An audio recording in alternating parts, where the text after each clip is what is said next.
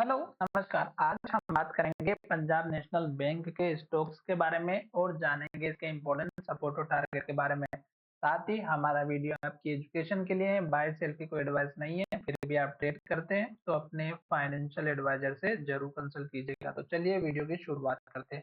सबसे पहले अगर आप यहाँ पर देखेंगे तो मैंने ऑलरेडी स्टॉक्स के लेवल्स जो है ड्रॉ करके रखे हुए हैं और स्टॉक्स हमारा अभी जिस लेवल पर ट्रेड कर रहा है वो स्टॉक्स का एक इम्पोर्टेंट सपोर्ट लेवल बन रहा है।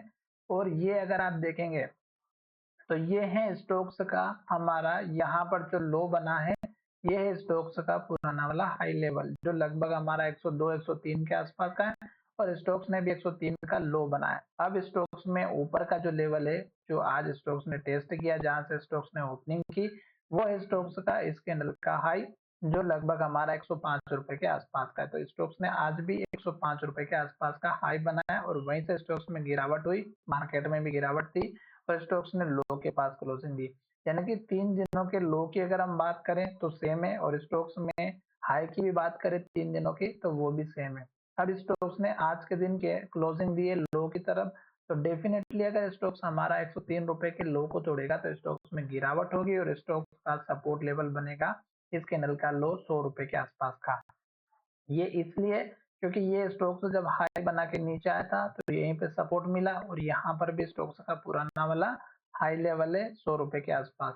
साथ में यहाँ पर 200 दिनों का मूविंग एवरेज, 200 डेज और 150 डेज का भी मूविंग एवरेज हमारा सपोर्ट के लिए खड़ा है। तो ये स्टॉक्स में सबसे इम्पोर्टेंट सपोर्ट लेवल होता है कि यहाँ पर एक तो पुराना वाला सपोर्ट मिल जाए, 200 डेज के मूविंग एवरेज का सपोर्ट, 150 डेज के मूविंग एवरेज का सपोर्ट, तीनों सपोर्ट अगर एक साथ मिल जाए और स्टॉक्स में वॉल्यूम के साथ अगर स्टॉक ट्रेड करता हुआ दिखाई दे, डिलीवरी हाई डिलीवरी हो, तो स्टॉक्स में कप मूवमेंट आने के पूरे पूरे चांसेस होते हैं। जैसे कि यहाँ पर 200 डेज के मूविंग एवरेज का सपोर्ट मिला, स्टॉक्स ने पुराने हाई को फिर से टेस्ट किया और स्टॉक्स ने यहाँ से लेके यहाँ तक एक रैली जो है ज्यादा से ज्यादा 1 और 2 वीक के अंदर दे दी है।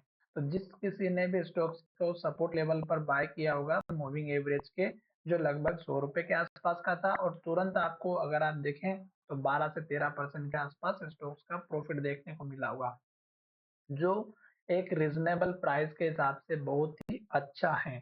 अब हम बात करेंगे कि स्टॉक्स अगर हमारा इन लेवल्स को सपोर्ट को तोड़ देता है और स्टॉक्स नीचे की तरफ जाता है तो फिर आपका सपोर्ट लेवल बनेगा यहाँ पर जो लगभग 94 95 का रहेगा।